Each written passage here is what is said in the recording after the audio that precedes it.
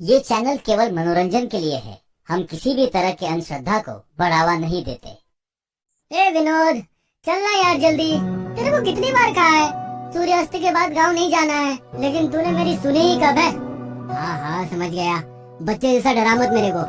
देखना क्या मस्त पर्सनल बात चल रही है मेरी अपनी होने वाली पत्नी से, और तू है कि तू डरा डरा के चेचे कर रहा है। अब चुप हो जा।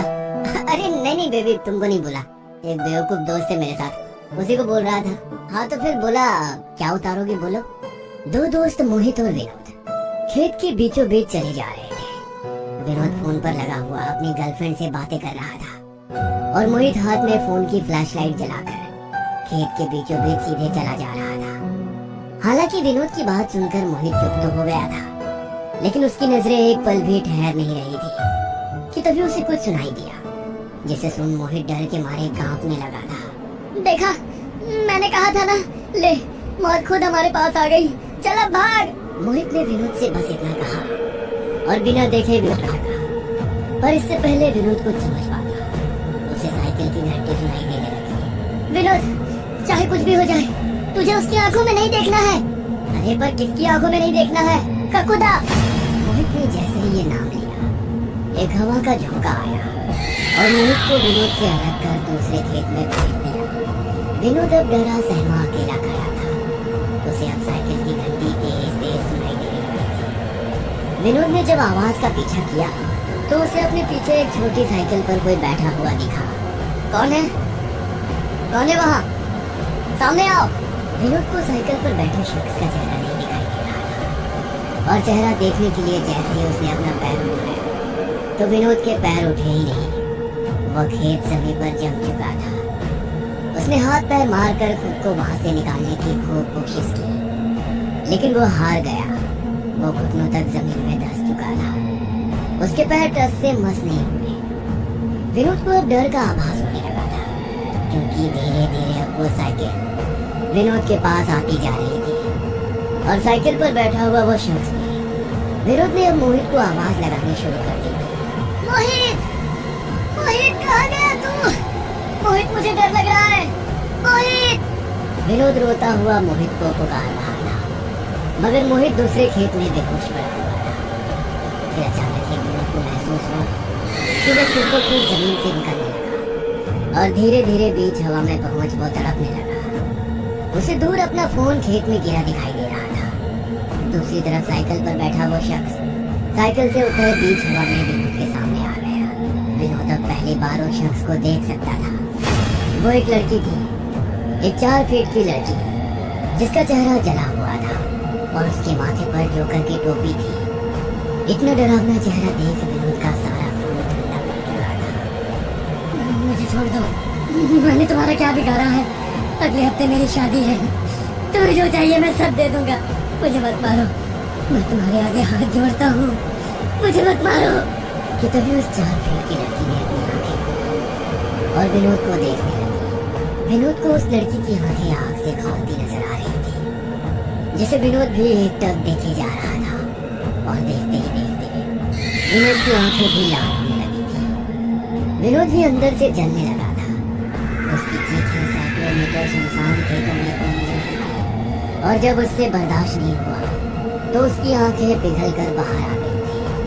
और कुछ पल बाद उसका जिस्म मुर्दा हो चुका था। उसके मुंह और नाक से आग के बाद की काली राख निकल रही थी। उसके जिस्म की सारी नसें काली पड़ चुकी थी। अगले दिन गांव के मुट्ठी भर लोग खेत में ढूंढते हुए दोनों को आवाज लगा रहे थे। विनोद! विनोद! कहाँ है तू? मोहित! सुन रहा है? मुट्ठी भर लोग विनोद और मोहित को पुकार रहे थे कि तभी किसी के रोने की आवाज आई। बाकी के लोग जब रोने वाले आदमी के पास पहुंचे तो सबके सब दंग रह गए थे। मोहित विनोद की लाश के पास बैठा हुआ था। दरअसल विनोद की लाश को तोड़ मरोड़ कर एक घेरा बना दिया था, और उन मुट्ठी भर लोगों में एक विनोद के पिता भी थे। और एक पिता ने अपने जवान बेटे की लाश देखी, और वो भी इस हाल में। एक बाप पूरी तरह से टूट चुका था। विनोद के पिता ने रोते हुए कहा, 4 साल बाद ये पहली बार शादी से पहले बिना बताए अपनी होने वाली बीवी से मिलने आ रहा था। मुझे अगर पहले पता होता तो मैं इसे शहर में ही रुकने को बोल देता, लेकिन अब होनी को कौन टाल सकता है। ये क्या भगवान, क्या छीन लिया है।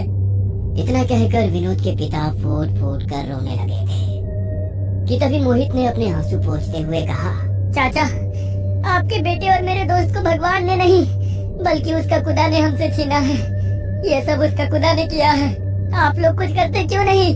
कब तक ऐसे नामर्द की तरह हाथ पर हाथ रख कर बैठे रहोगे? पिछले 3 साल में ये 13 लोगों को अपना शिकार बना चुकी है ये ककूदा। आखिर इसका सच क्या है? आप लोग कुछ बताते क्यों नहीं? नामर्द वाली बात सुनकर विनोद के पिता ने गुस्से में कहा, हमें क्या नामर्द बोलता है साले? ये तो तेरा दोस्त था, तो तू फिर कल इसे अकेला छोड़कर क्यों भाग गया? तुझे क्या लगा हमें पता नहीं चलेगा?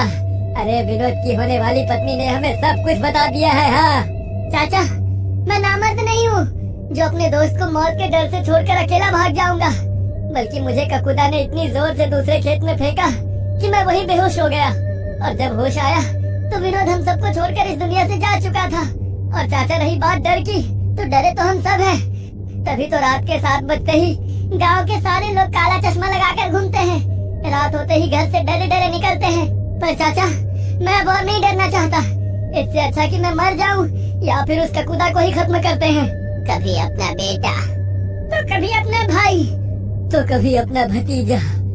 ये ककूदा ने हमारे परिवार को उजाड़ दिया है, लेकिन अब और नहीं। चलो हवेली चलते हैं, अब एक ही तरीका है इस ककूदा से निपटने का। इतना कहकर सब लोग सीधा हवेली की ओर चल दिए थे। हवेली पहुंचे तो रघुवीर चौधरी, हवेली का मालिक, डर के मारे कमरे में चिल्ला रहा था, भाग जा यहाँ से, भाग। अरे सब तो बर्बाद कर चुकी है मेरा, और मेरे पापों की कितनी सजा देगी मुझे। रघुवीर चौधरी पागलों की तरह चिल्लाता हुआ हवेली से बाहर आ रहा था। उसने जब गांव वालों को देखा तो उनके पीछे जाकर छिपने लगा था। बचा लो मुझे, वो मुझे मार डालेगी, मैं मरना नहीं चाहता। कौन आपको मार डालेगी चौधरी साहब? वहाँ कोई नहीं है। वो ककूदा, वो रोज रोज मुझे मारने के लिए आती है, लेकिन मेरे जिस्म से मांस नोच कर मुझे जिंदा छोड़ देती है। मुझे तुम लोग मार डालो, मैं ककूदा के हाथों नहीं मरना चाहता। हाँ हाँ, तुम लोग मुझे मार डालो, मैं ये हवेली तुम लोगों के नाम कर दूंगा। मैं तुम लोगों के आगे हाथ जोड़ता हूँ, मुझे मार डालो। ये कहता हुआ रघुवीर चौधरी सभी गांव वालों के पैरों में गिर अपनी मौत की भीख मांग रहा था। उसके जिस्म पर जगह जगह गहरे घाव के निशान थे, जिनसे खून बह रहा था। गांव वाले भी रघुवीर चौधरी का ये हाल देख खुद सदमे में थे, क्योंकि वह जिससे मदद मांगने आए थे वो खुद उनसे मौत की भीख मांग रहा था। अब क्या होगा चाचा? इसकी हालत तो खुद ही खस्ता है, ये क्या हमारी मदद करेगा? छोड़ो इसे, अब ककूदा को हम खुद ही संभाल लेंगे।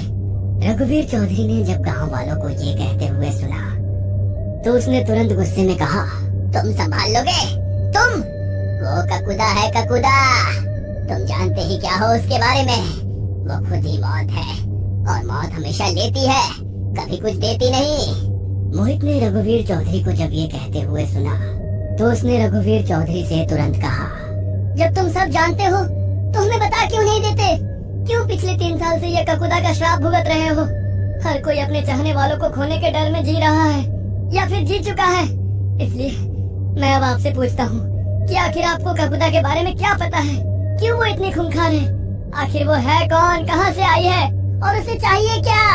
मोहित की बात सुनकर रघुवीर चौधरी रोने लगा था। उसने रोते हुए सबसे कहा, वो एक सर्कस वाली है जिसका बलात्कार मेरे बेटे ने किया था।